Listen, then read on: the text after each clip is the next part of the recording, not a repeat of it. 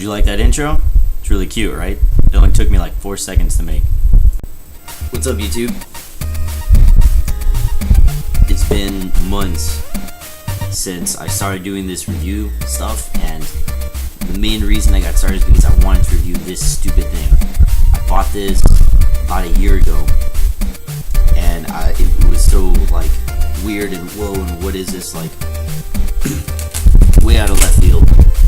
And so finally, after I don't know how many weeks of convincing myself that I was finally going to do it, and then a really long night at my friend's house, 2 bags of chips, 2 Butterfingers, 6 Dos Equis, the salted peanut butter bar, Mountain Dew later, I finally got it done. We sat in his room all night and we played through this thing. We talked about it. We had a lot of fun. It was cool. But this is my Retro-bit Retrogen with Firecore. It's a portable Sega Genesis console. I also get to show you a little bit of my friend's game room. He has a lot of cool stuff there. But this console's pretty cool. It's very small, lightweight, and portable, of course, and has its own built-in battery, has a cartridge slot for Sega Genesis games, and then it also has games built into it. I'm going to talk a lot more of that in the actual video itself, but this thing was inexpensive. It was like $35. It was $40, but I got it for $35. You can get one right now on Retro-bit's website. Retro-bit makes good stuff, like they make solid hardware for retro games, I guess. They're knockoffs or clones of original hardware consoles, but they're getting better. And over time, I think all these things are going to continue to get better. I have a lot of products by Retro-bit, like I have this thing. I have their USB Super Nintendo controller, and it's a great controller. I use it a lot for all my emulators and stuff. So it's not by any means like a Chinese knockoff or anything like that. It's a solid company, and they make solid products. But the interesting thing that I found was that this is built with Firecore technology built into it. And if you know anything about what Sega Firecore is, it was a really cool thing they did where they made a console much later, like 10 years after the Genesis demise. And this console was a Sega Genesis console that had a cartridge slot, but it also had a bunch of Sega Genesis games built into it. So you could buy the console as a standalone console, you could play it at home. It already had games built into it. If you had other Sega Genesis games cartridges that you wanted to play, you could do that as well. So it was a really cool thing that they did. But this console uses the term Firecore very loosely, and that's what I talk about in the video. It is hilarious that they can get away with even saying that it has Firecore when it doesn't. It's really funny. And if you read closely on the box, it says that it is compatible with Firecore technology, which is really vague, and it's not even telling you that it has Firecore built into it, but it says like something along the lines of that. So it's a little misleading. It's very misleading, and I thought it was really funny when I finally got to dig into the games that were built into this thing and play them, and we had a lot of fun playing all these games. And the fact that this console can connect to a television was really cool, because it's a lot easier to give you footage and to actually review the games, or if you could call them games. They kind of remind me of those like Tiger handheld games. In fact, Angry Video Game Nerd just did a review on those things, and how those things barely qualify. Like, if these are the minimal requirements for a video game, Tiger handhelds border that and usually like deviate under that line of what a video game is. And these games are very, very close to that line, to that threshold of what a video game is. So there's a lot of footage that I took last night of that. I showed you what all those games were all about. I also showed you my friend's room. So check it out. And gave me some Butterfingers too.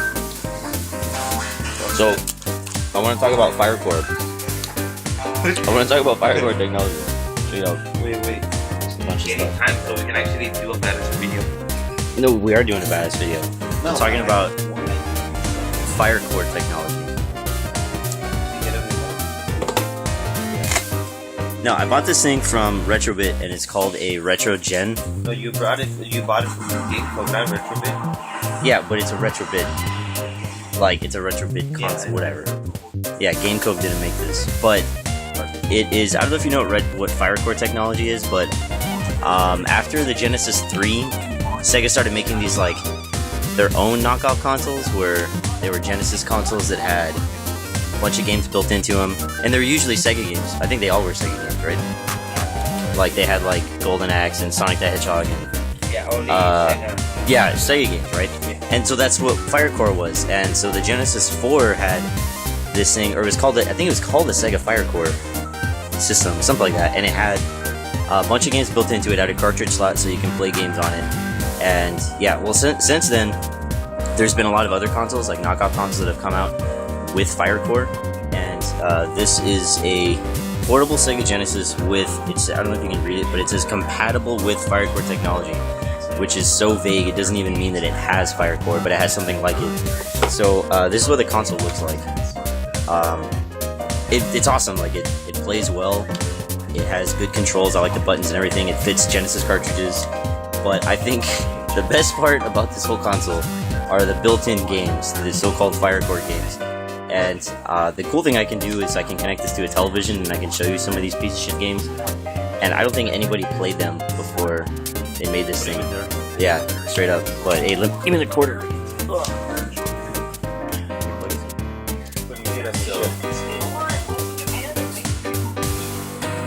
So it has, like, I want to say 2 pages. Well, it's got 2 games on the second page. The first page has a lot of, like, really, really horrible games. This is my favorite one right now.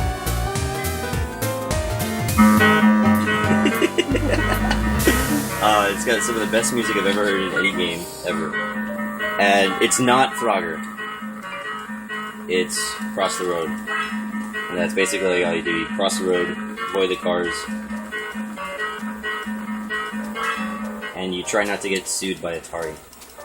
That's what you do. Fuck. Again.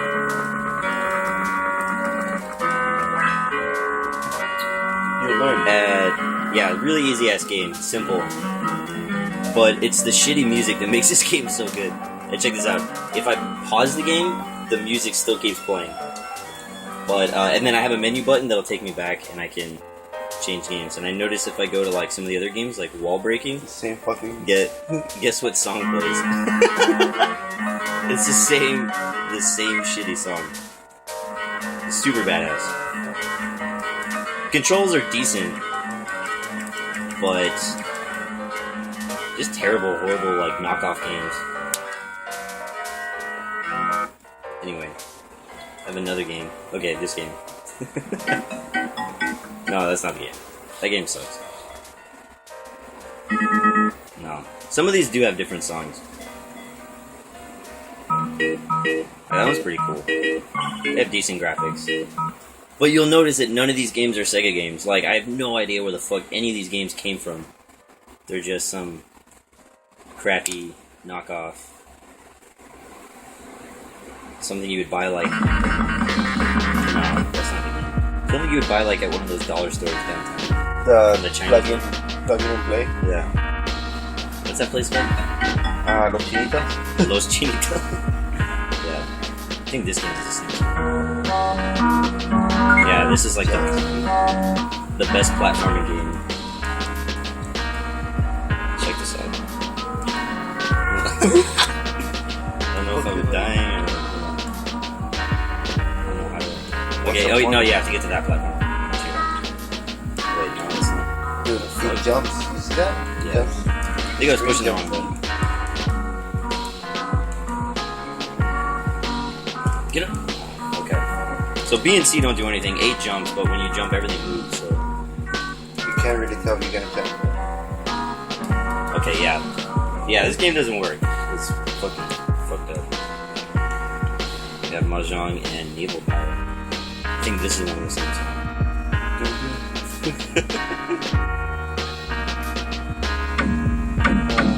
Oh shit. No, it's not. But I want to show you some of that snowboarding game. Dude, this game's so good. Yeah, it's championship. Yeah. Yeah, you can pick this guy or this guy or this guy. Same guy. Okay. Look at it. This is like. This is so good.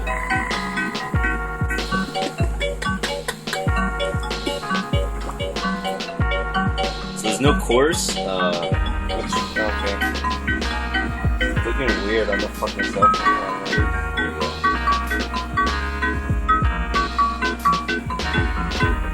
There's a map. I just don't know how to use it.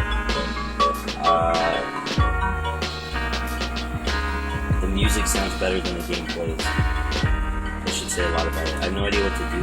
How to. It's weird how you don't know where the fuck you go, but the map is still showing you. Like, did you go the right way? Yeah. So I think I could just basically do nothing and I'll finish the course. Yeah, look. Like the game will still. Alright, that's enough of that crap. So I finally finished my first review. It was way too long. I can't believe you made it this far into the video. It was embarrassingly long. But thanks for watching. Actually, no. Don't thank you. Don't subscribe. Don't like any of my videos. Don't help me make YouTube money. Thanks.